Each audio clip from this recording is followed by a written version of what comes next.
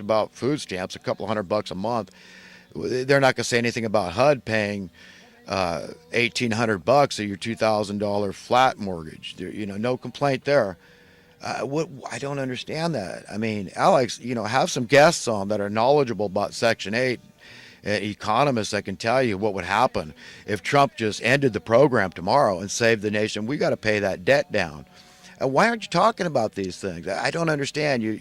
I feel confused, and I like to use dogs as I think are a good analogy for human beings. When you confuse a dog, they get mean, they get ornery, they get angry, they get temperamental, and they get unstable. And I think I see that in myself. And when I feel like somebody's ever playing head games with me, advertently or inadvertently, because when people are ignorant or they're just putting blinders on to something that they know is right, and they ought to explore the truth therein in the things like I'm talking about, economically, socially, politically speaking, and they don't do it, they ignore it. You could point to the mainstream media and say, well, they omit that, they ignore this, they strain out a gnat and swallow a camel, is an analogy I've made for the mainstream media.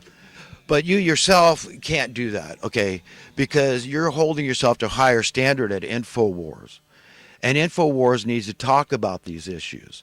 What would be the implications? What would be the ramifications of taking away that $50 billion a year welfare subsidy? And I contend that, for one thing, you'd have millions upon millions of new homeless people, okay, immediately. Of course, we could have FEMA. So you could say, wow, I am some hardcore right-wing freak, right? That's what somebody could accuse me of right now, for saying that we had to just get rid of that Section 8 housing, right? I'm anti-liberal. I'm not progressive, right? I'm not compassionate, right? I'm not a good socialist to say they ought to end that $50 billion a year fraud, really, because if they had just bought all these people houses, there'd be no more $50 billion a year being spent on it. So it's all fraud.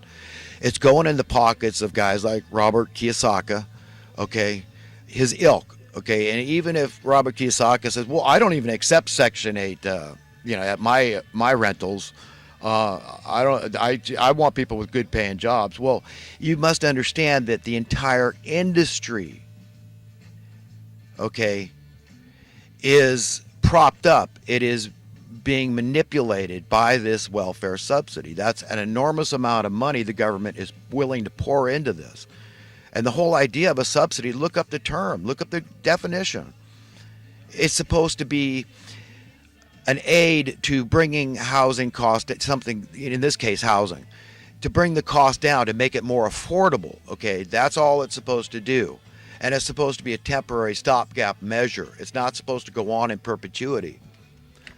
Okay, do you understand how maddening this is to me, and how nobody talks about it? The mainstream media is not talking about it. Alternative media is not talking about it. They're not touching this one. And I'm like all alone. It's like, and I say, God, please, I want to be happy, and I feel like sometimes I'm asking God to, let me walk on water, okay, while everybody around me is sinking and going under all around me. They don't understand. They're in confusion and ignorance, and they're disempowered, and they're just lost in the madness of this worldliness. They don't understand that, you've got to be honest. That fundamentally, it's not intellectual. It's just honest.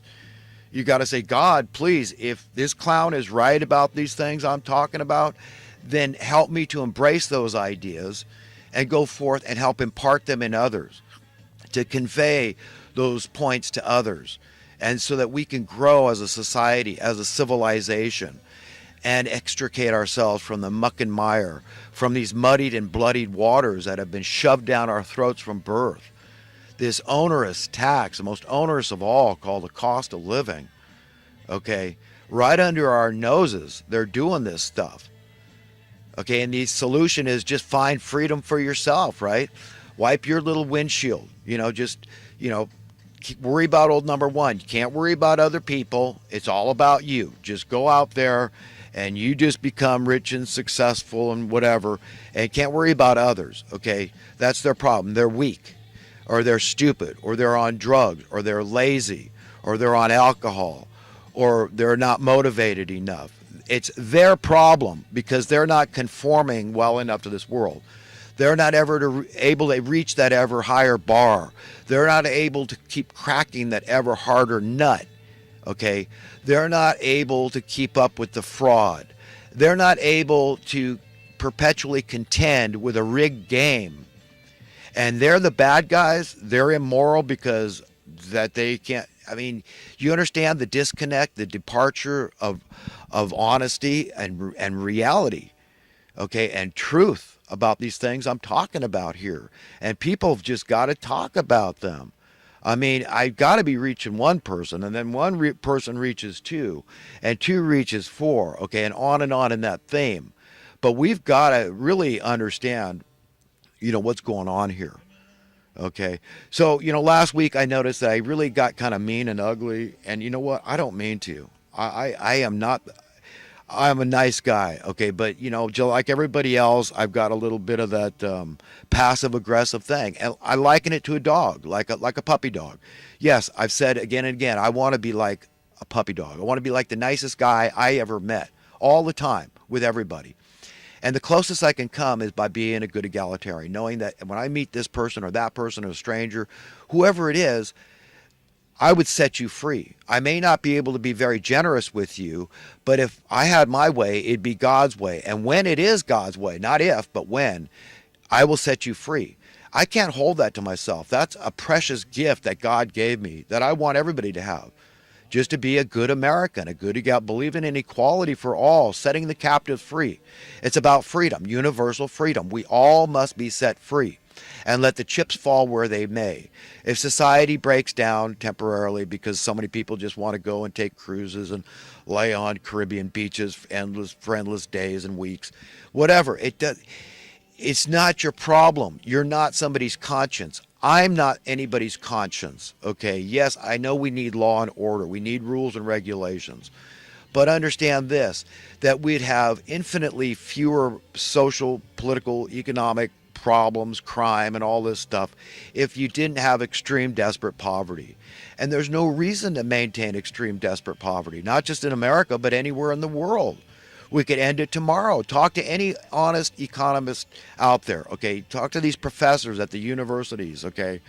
All of them. They'll tell you the same thing. Read from the greatest minds like the John Keynes and the Adam Smiths out there. Listen to guys like Ron Paul, Milton Friedman, Rand Paul.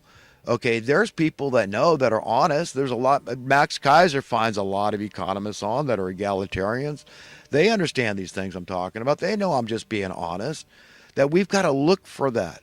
Okay, you're seeking to see progress, and you're seeking to see your cost of living, your taxes go down. That's progress. This is all about capitalism.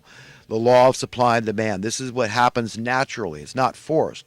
When government doesn't meddle, they let the natural market forces, true free market, happen, which wasn't 2008. That was antithetical to any free market forces. Okay, they let that all happen, and it just organically happens. Your currency naturally goes up in worth because I say we, as a society, as a civilized society, a civilization, find easier and easier methods to produce an abundance of all the things we not only need, but the things we want. So it's all very logical and reasonable. There's a why and a wherefore. There's a rhyme and a reason why this happens naturally and organically. And it's only when you meddle and you seek to manipulate markets and fix prices, and you've got a lot of special interest groups involved. You've got special interest groups that want to grow, like people they want to manipulate the housing market. So the way to do that is get everybody's interest in jacking up the prices. So now you're not just an innocent homeowner that says, look, I understand that my house is depreciating because of it's getting old, just like my car depreciates, and it's supposed to go down in worth, and and all that. And we know supply and demand. We know it's easier and easier with state-of-the-art tools and equipment to build houses. So that explains why they would get cheaper and cheaper. And you don't care because you have a house to live in. You might have 2 or 3 or 4 or 5 or 100 houses to live in around the world. Okay, that's your prerogative. But the point is that now they've made it so that you have an interest in manipulating markets. So you've been talked into, trained, convinced that high housing prices are good. The mainstream media is right in there manipulating things because the government now, they know that, if you're working in the city or county or state government or federal government, that the more taxes that you bring in, then the higher paycheck you give yourself raises. You got more money in the kitty. So it's all, the incentive and the motivation why the government will manipulate things. The mainstream media is involved. And all these investors, you see, they want their special interest group to grow because there's power in numbers, right? You get more clout the more numbers you get. It's like a head count, a consensus. And, it's like these electoral colleges and all this, right? There's clout.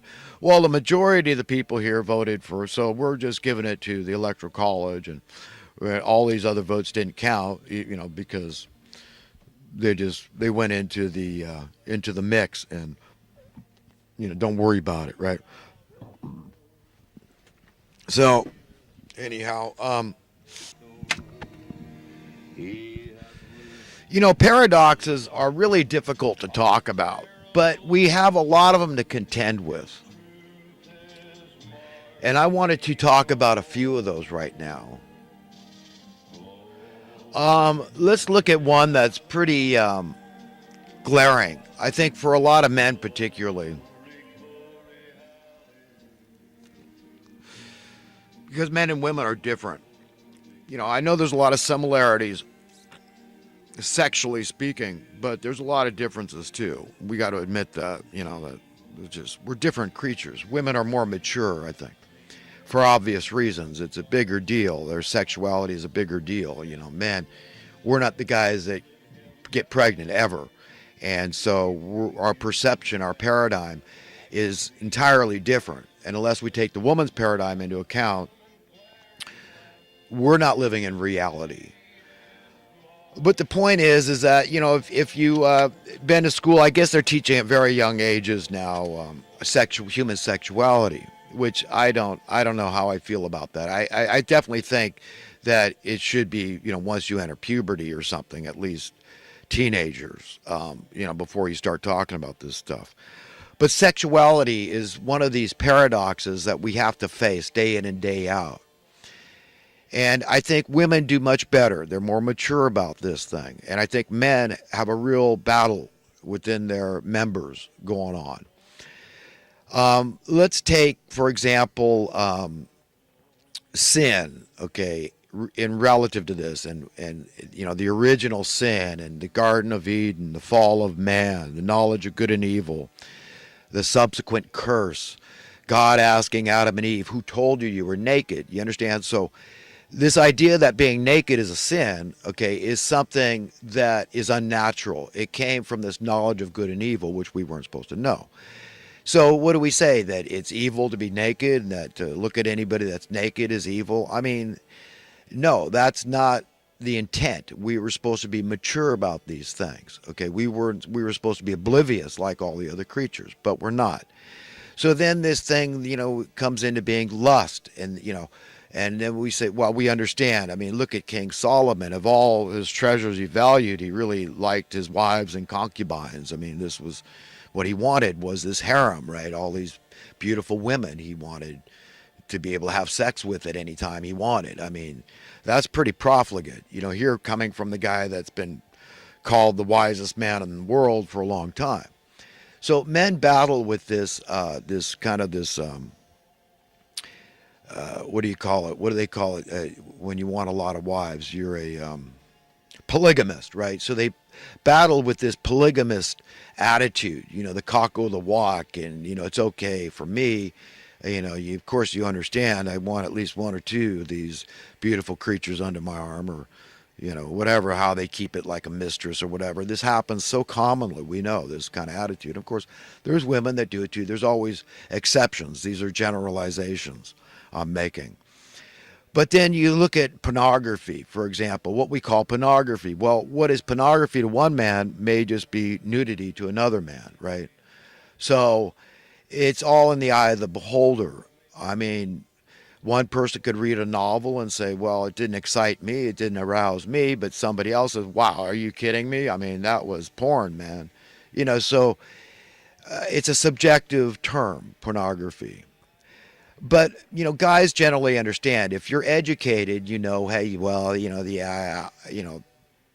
everybody knows that guys, they like to look at naked women, and you know, it's okay and it's healthy, and you know, you get where I'm going with this thing. But there's not a guy out there, okay, that hasn't been there and done that, and likely many, many times, that hasn't also loathed being excited by stupid, immature, fantasy like engagement, okay, of his members. Okay, and you get what I'm saying. So this is all written in scripture too. Okay, all these things. Jesus did not talk about sexuality much. He touched on it a little. Of course,